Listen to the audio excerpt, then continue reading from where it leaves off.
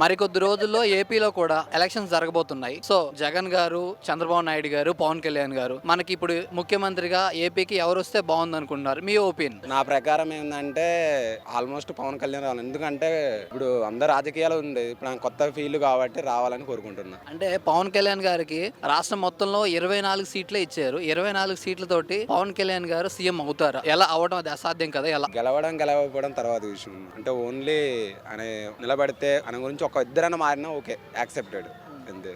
Hi bro. Hi bro. మీ పేరేంటి? పవన్ అండి. పవన్.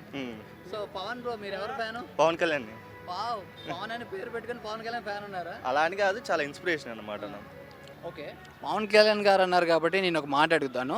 దగ్గరలో ఏపీలో ఎలక్షన్స్ ఉన్నాయి. సో ఈసారి పవన్ కళ్యాణ్ గారు, చంద్రబాబు నాయుడు గారు, జగన్ గారు ఉన్నారు. తర్వాత వేరే పార్టీలు కూడా ఉన్నాయి. ప్రజెంట్ ఎవరు సీఎం అవుతారు, ఎవరు సీఎం అయితే బాగుంటుంది మీ ఆలోచన? బేసిక్గా నా తెలంగాణ, బట్ నాకు తెలిసిన చాలా మంది ఏపీ వాళ్ళు ఉన్నారు. బట్ ఈ 5 years లో చాలా తక్కువ డెవలప్మెంట్ చూసామని చెప్పారు. రోడ్ల విషయం కానివ్వండి, ఎడ్యుకేషన్ కానివ్వండి, పింఛన్, లైక్ చాలా ఉన్నాయి. బట్ ఈయన ఇచ్చే పవన్ కళ్యాణ్ చాలా తప్పులు చూపించారు అనమాట. ఇలా ఉన్నాయి.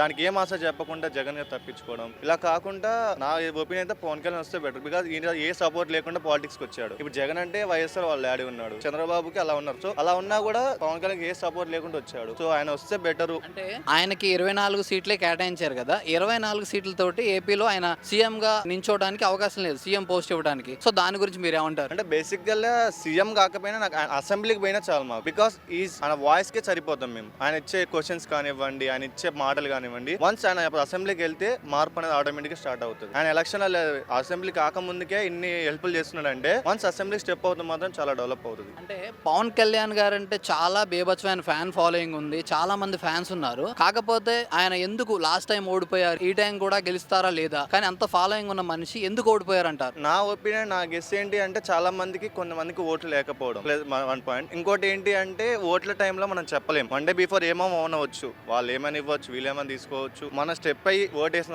చెప్పలేం. అందులో ఒకటి ఇంకోటి ఏంటంటే న్యూస్ ఏంటంటే నేను అమౌంట్ పంచలేదు అన్నారు. ఇన్ కేసు అమౌంట్ మంచినా అవ్వేవాడేమో. బట్ ఆల్మోస్ట్ ఎలక్షన్ అయితే ఓట్లు అయితే పడ్డాయి. గెలవకపోయినా 2 చోట్ల ఓట్లు అయితే పడ్డాయి. ఈసారి గెలుస్తారని హోప్ అయితే చాలా ఉంది. మార్పు అయితే చాలా వచ్చింది, ఇంకా రావాలి.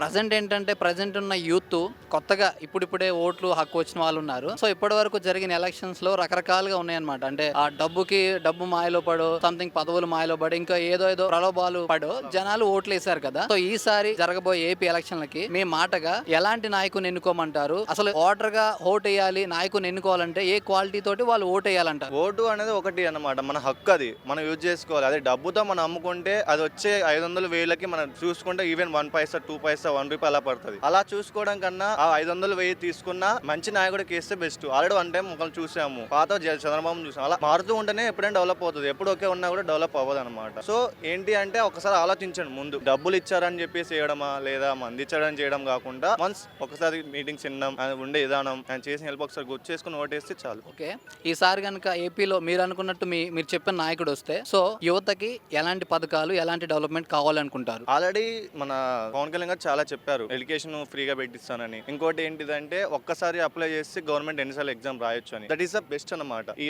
అప్లై చేసిన వాళ్ళ 200-500 కన్నా పర్ మంత్ per year పెట్టేసి ఒకే ప్యాకేజ్ అని చెప్పాడు. అలాంటి ఇన్కమ్స్ ఇంకా చాలా వస్తే ఎడ్యుకేషన్ కానీ జాబ్ కానీ చాలా డెవలప్ అవుతుంది. మెయిన్ మనకు కావాల్సిన హెల్త్, ఎడ్యుకేషన్, ఈ 2 ఉంటే చాలు, మీద ఆటోమేటిక్ వస్తూనే ఉంటుంది. సో ఆరోగ్యశ్రీ పెంచుతా అని చెప్పాడు. ఆల్రెడీ జనసేన టీం వాళ్ళకే 10 lakhs 15 lakhs బీమా ఇచ్చాడు. అలా ఇంకా ఆయన సీఎం అవుతే ఇంకా చాలా బీమాస్ వస్తాయి. అంటే ప్రజెంట్ ఉన్న నాయకులు కానీ, సీఎం గారు కానీ, ప్రజెంట్ ఉన్న నాయకులు ఏపీకి మంచి పరిపాలన చేయలేదని మీ ఒపీనియన్. మీ సాటిస్ఫై అయ్యారా లేదా? అంటే నాది ఏపీ కాదు, బట్ ఏపీ వాళ్ళు అయితే చెప్పారు. ఆల్మోస్ట్ కొన్ని ఏరియాలో నేను చూసా, విజయవాడ కొన్ని విన్నాను. వాళ్ళు ఏమంటున్నారంటే అంత ముందన్నంత లేదు, అంత చేంజ్ అయితే మాకు కనపడలేదు, ఇంతవరకు ఇంకా మాకు క్యాపిటల్స్ కూడా రాలేదు, బట్ మేము డెవలప్ అయితే అంత చూడలేదు, రోడ్స్ కూడా బాగాలేదని చెప్పారు. సూపర్ బ్రో, చాలా బాగా చెప్పారు.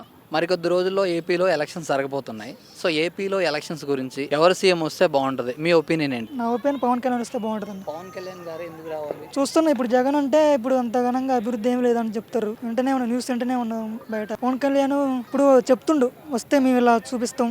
అంతకుముందు ఆయన సీఎం కాకపోయినా పింఛన్ ఇచ్చిండు రైతులకి. సీఎం కాకుండా అట్లా ఇచ్చిండంటే సీఎం అయిన తర్వాత ఎంత చేస్తాడని ఆలోచించుకొని మనమే ఓట్లు వేసుకొని మన నాయకుని మనం గెలిపించుకోవాలి అంతే. 24 సీట్లతోటి ఆయన సీఎం అవుతారా? ఎవరు ట్రై చేయాలి. ఇక అసెంబ్లీకి పోయినా చాలు. మనం సీఎం 24 సీట్లలో కష్టం. అసెంబ్లీకి పోయి అలా ఒక చైర్ వేసి వాళ్ళ పాలన గురించి మనం వాళ్ళ అభివృద్ధి ఎలా ఉందో మనం ఏలెత్తి చూపేటట్టు ఉండాలి. ఏమన్నా చేశారా చేయలేదా అడిగేటట్టు ఉండాలి. అంటే యువతకి ఎలాంటి పథకాలు ఎలాంటి బెనిఫిట్స్ రావాలనుకుంటున్నారు? యువతకి ఎడ్యుకేషన్ పరంగా అయితే మంచిగా ఐటీ కంపెనీస్ జాబ్స్ వాటి పరంగా అయితే ఉండాలి. ఇక అభివృద్ధి పథకాలు అంటే పింఛన్స్, రైతు బంధు అట్లా అవి ఇవ్వాలి. ఓకే బ్రో, సూపర్, చాలా బాగా చెప్పారు.